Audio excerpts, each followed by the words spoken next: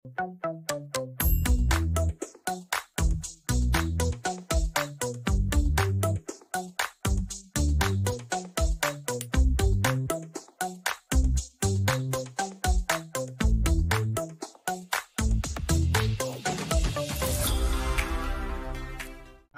Allah berikan pada kesempatan pagi hari ini, kita terbukti masih bisa beraktivitas kembali, masih bisa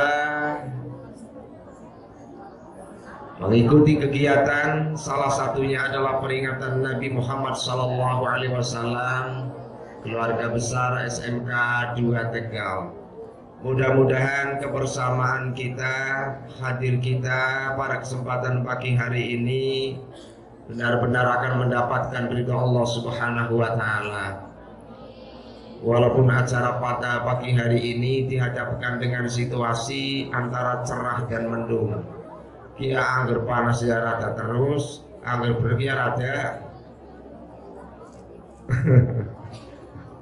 Saya nggak membayangkan ya kalau hujannya terus. Sampai saya mungkin nanti akan menjadi penonton, kalian akan lari kemana? Pasti punya sikap masing-masing. Saya harus ke arah timur, saya harus ke arah barat, saya harus ke selatan. Di situ nanti akan kelihatan bagaimana kamu menyikapi persoalan hidup.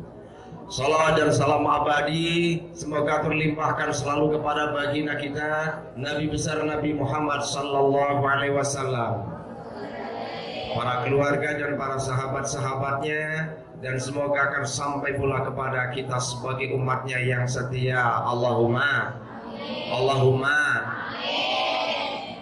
Anak-anakku sekalian yang saya hormati, sebelum kami sampaikan sedikit materi lebih lanjut, ya anak ben kepret. Simoni mbak, Simoni, salawatan sebentar. Salli wa salim daiman,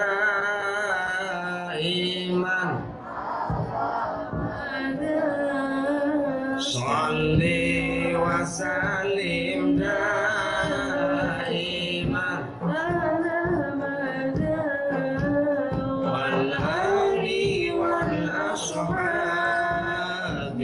man qad wala, wal ali wal ashabi man qad wala, salli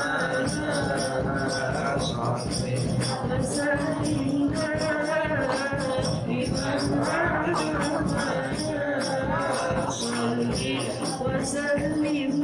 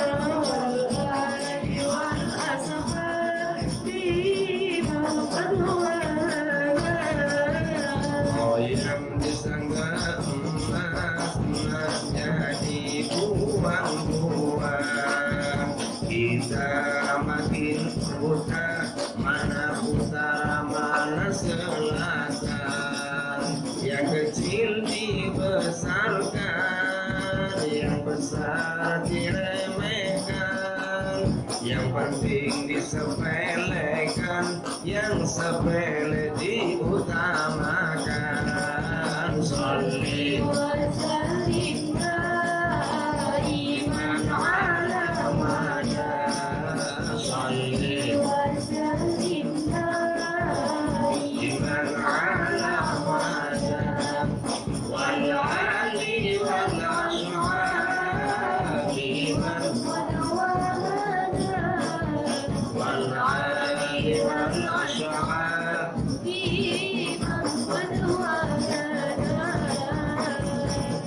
shallu ala Nabi Muhammad. Anak-anakku sekalian yang saya hormati dan yang saya muliakan, perkumpulan kita pada pagi hari ini dalam rangka memperingati kelahiran manusia mulia, manusia yang agung. Beliau adalah Nabi Muhammad sallallahu alaihi wasallam.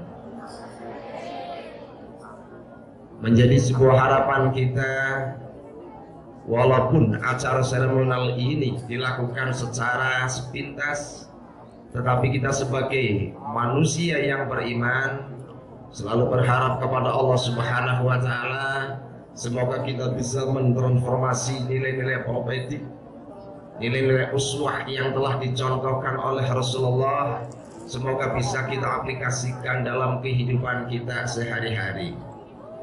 Anak-anakku sekalian yang saya hormati, akan kami sampaikan tentang masalah sikap hidup baik kita. Sikap hidup baik kita secara pribadi, secara kelompok, ataupun dibangun oleh masyarakat akan menentukan sebagai kunci keselamatan. Bicara tentang masalah peringatan Maulidin Nabi, barangkali sering ya anak-anakku dengarkan. Kami ceritakan, Rasulullah di hadapan para sahabat pernah cerita, wahai sahabat, dahulu pernah ada 3 orang melakukan penjelajahan, melakukan orientasi, perjalanan panjang. Ibarat SMK 2 melakukan perjalanan panjang dari kota Tegal, harus melintas Semarang sampai Surabaya karena tujuan akhir adalah Bali. Artinya apa? Perjalanan jauh itu membutuhkan transit, perlu istirahat. Ini kelas berapa? Kelas 11. Iya 12. Iya. Sudah ke sana ya? Oh belum. Kapan? Besok. Oh Januari. Ya entah kesana entah kemari, tetapi artinya begini, perjalanan jauh sudah otomatis membutuhkan waktu untuk istirahat. Sama halnya ini terjadi pada zaman sebelum Rasulullah. Melakukan perjalanan jauh membutuhkan sekian jam, sehingga mereka bertiga memutuskan harus cari tempat untuk bersinggah. Nah, kalau hati-hati mungkin karena mau ke Bali, kemungkinan transitnya di mana, mau pilih hotel di mana, yang harga berapa, bintang berapa, bintang 7 apa bintang, ya. Nah ini tentunya begitu. Sama. Akhirnya orang itu karena zaman dulu yang jelas belum ada restoran, belum ada hotel, belum ada penginapan, belum ada barak. Yang ada hanyalah ternyata ditemukan satu gua untuk bisa menyelamatkan dirinya dari cengkraman malam. Sehingga ketika orang ini memutuskan istirahat di dalamnya. Setelah ketiga orang ini masuk ke dalam gua, di luar dugaan, di luar sangkaan, ternyata ada batu besar dari atas bukit menggelincir dengan suara gemuruh. Taunya apa? Taunya gempa bumi. Mereka tidak sempat istirahat, baru sekedar merebahkan badan, ternyata ada hantaman batu besar. Setelah tergelincir, akhirnya menutup gua. Apa yang terjadi pada kejiwaan dan pikiran mereka? Tidak ada kesempatan lain. Mungkin kita akhir hidup, ya hidup akan berakhir di sini. Tetapi dari ketiga orang ini menyampaikan dalam situasi apapun kita harus tetap optimis. Oke? Dalam situasi apapun kita harus optimis, oke? Dalam situasi apapun kita harus husnudzon, berprasangka baik kepada Allah. Sehingga dari salah satu ini menyarankan teman-temanku, kalau ibarat kalian ya, hari ini kita tidak bisa selamat ya dari musibah yang kita alami ini kecuali dengan doa. Sementara batu yang menyumbat di pintu gua ini bisa dikatakan 3 kali lipat besarnya batu-batu yang ada di guci. Bagaimana cara mendorongnya? Bagaimana cara mengangkatnya? Mereka akhirnya tetap ikhtiar dengan kemampuan yang ada, mencoba batu itu digerak-gerakan, tapi dinalar tetap nggak bisa.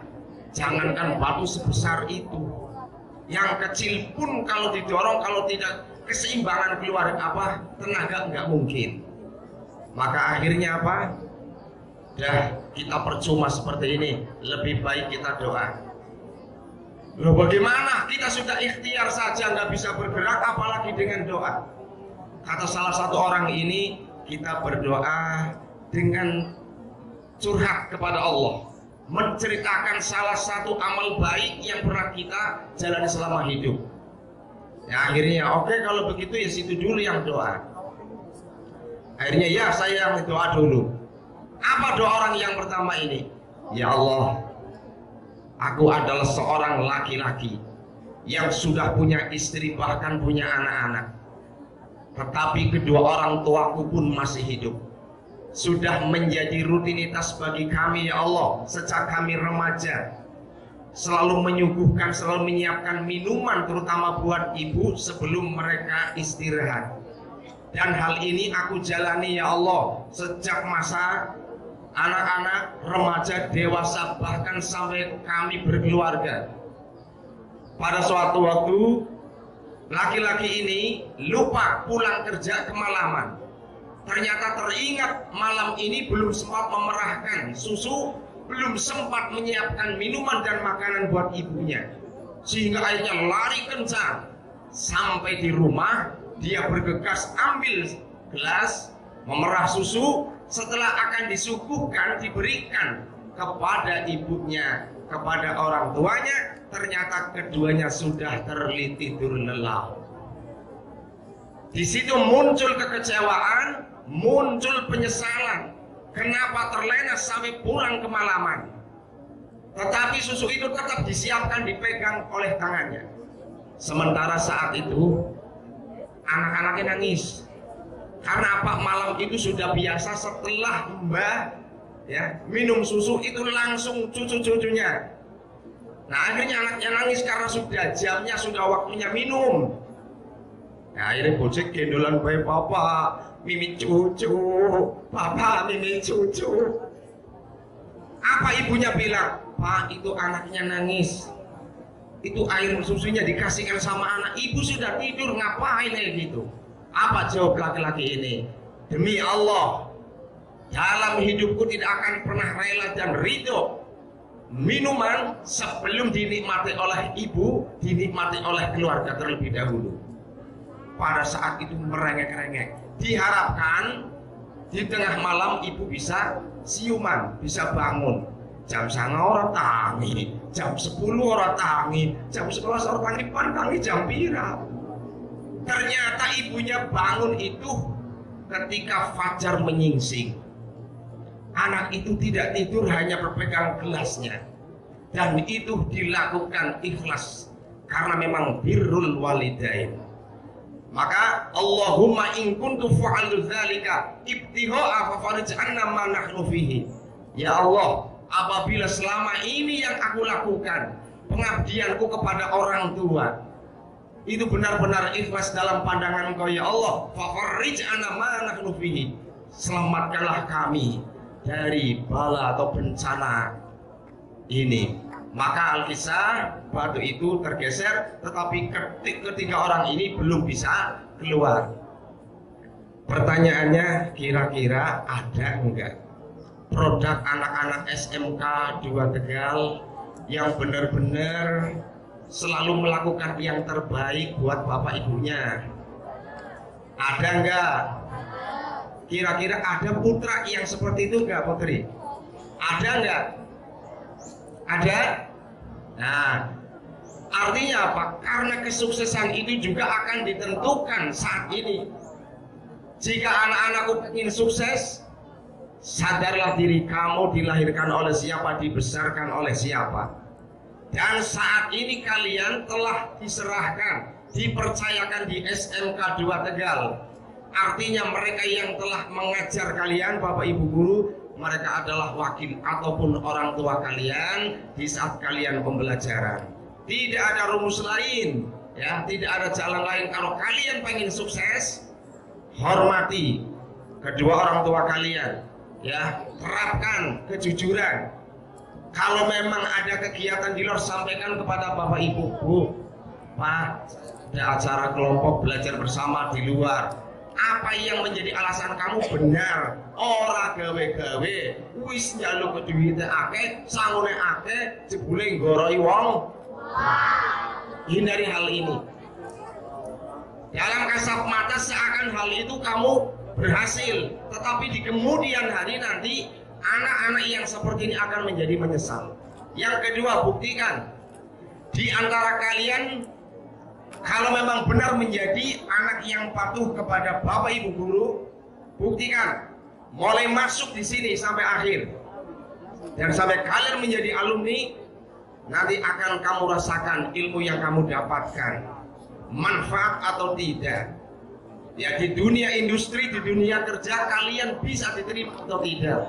Itu juga akan jadi di luar non teknik ya.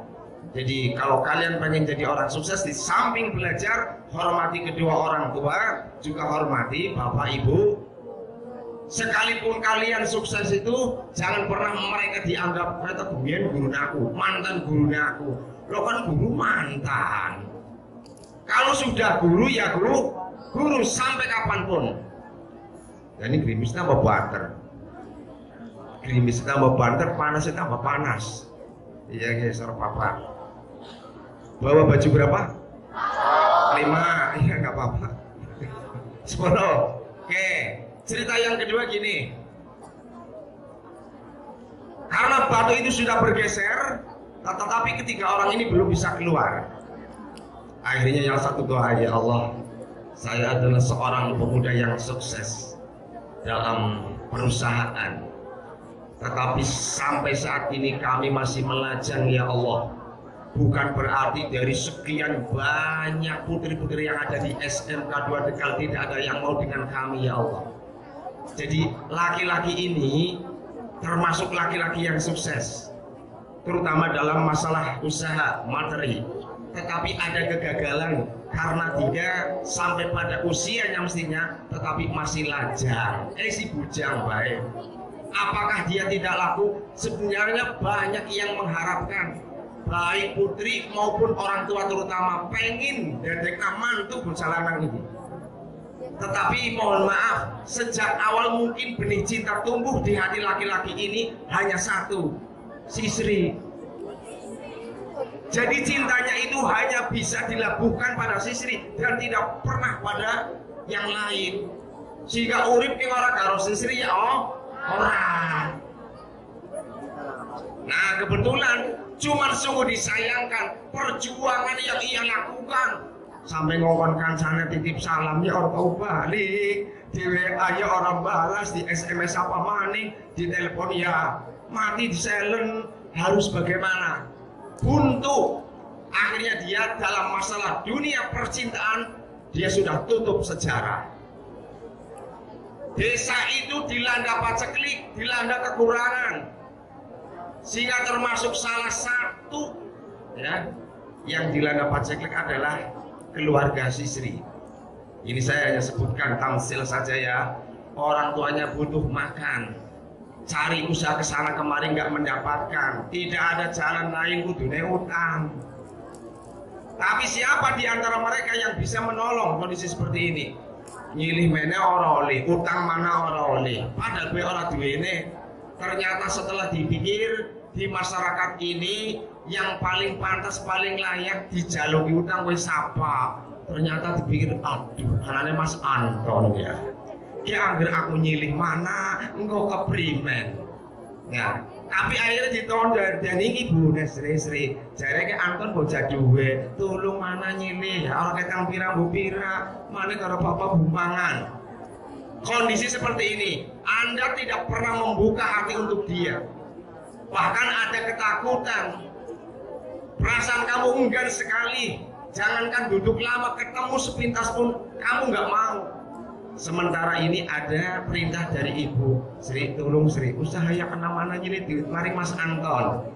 Apa yang akan Anda lakukan? Selama ini Anda nggak perhatian sama Anton ini, di WA orang balas, di SMS orang balas, di telepon orang diangkat, giliran orang duit pan. Nah, akhirnya karena memang darurat, udah ini semakin padat. Karena darurat, dia akhirnya datang.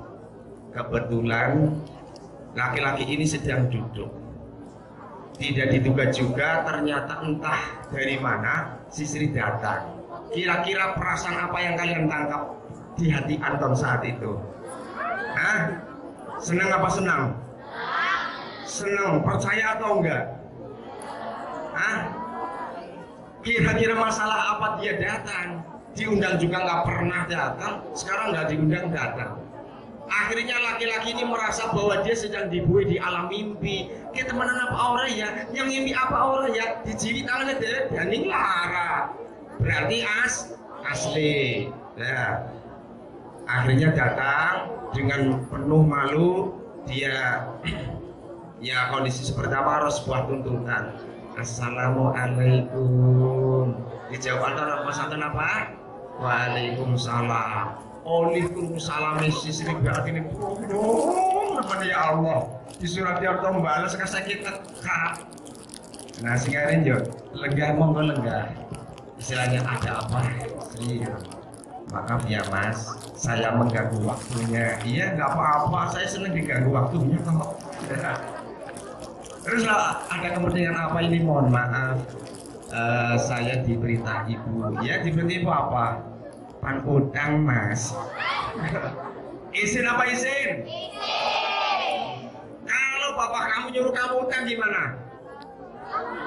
Malu kan? Gak usah utang mah. Bapak Ibu butuh berapa? 200. Ini ada 300. Nah setelah itu akhirnya apa? Ada apa Sri? Ibu butuh bantuan. Kalau dalam hadisnya disebutkan butuh 20 dinar. Apa kata lelaki ini? Sri, kalau untuk kamu jangankan 20 dinar, 120 dinar hari ini saya cash. Boten Mas 20 mawon, tidak gampang soal masalah duit. Akhirnya apa? Uang 120 dinar ini diserahkan di depannya cewek itu, si Sri itu. Ternyata setelah mau diambil, karena apa? Takut izin. Pengennya kegiatan lu nggak baik, giliran depan dicukut, kok antar ngomong is kondisi, sing sabar, ya. Karena duit langsung ditukruk baik. Ini silakan, kamu pinta 20 dinar, sementara ini saya kasih 120 dinar. Silakan bawa. Tapi ada syaratnya Sri. Aduh, syaratnya apa Mas? Enggak esok dina apa Sri? Sabtu, tanggal pira? Tanggal 14 Februari berarti hari apa Sri? Hah? Orang ngerti, ya secara puasa disebutnya orang ngerti. Yes malam minggu terus apa Mas malam minggu? Malam minggu tulung aku badiri maring guci.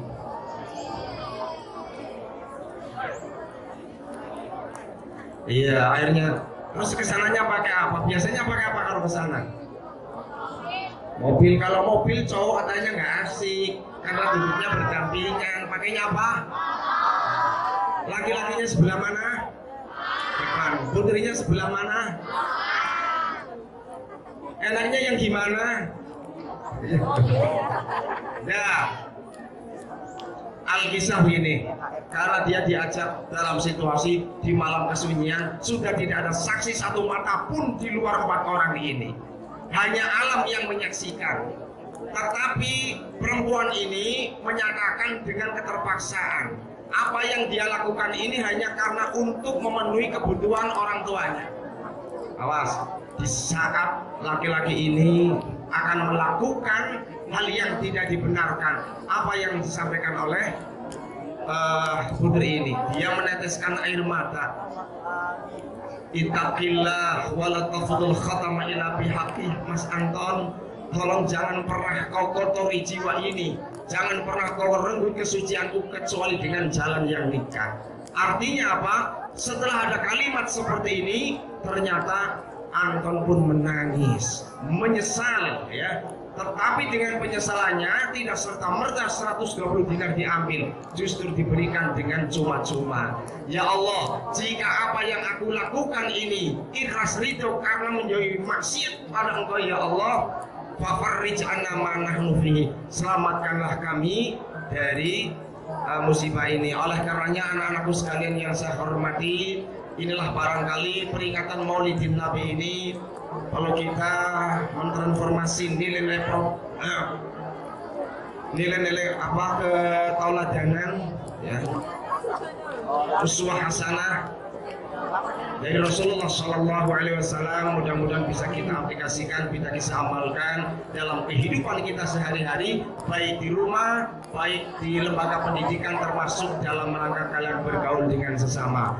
Anak-anakku sekalian yang saya hormati, rasanya dengan rintik hujan yang telah menyaksikan acara pada kesempatan siang hari ini menjadikan kita mungkin agak sedikit gimana, tetapi walaupun kedatangan kami ataupun acara ini secara singkat mudah-mudahan manfaat. Kami hanya bisa berharap mudah-mudahan dengan peringatan Maulidin Nabi ini, anak didik SMK 02 Kota Tegal ini benar-benar akan menjadi anak yang berkualitas, akan menjadi generasi yang bermanfaat, dan kelak di kemudian hari jelas-jelas menjadi kebanggaan Bapak Ibu guru.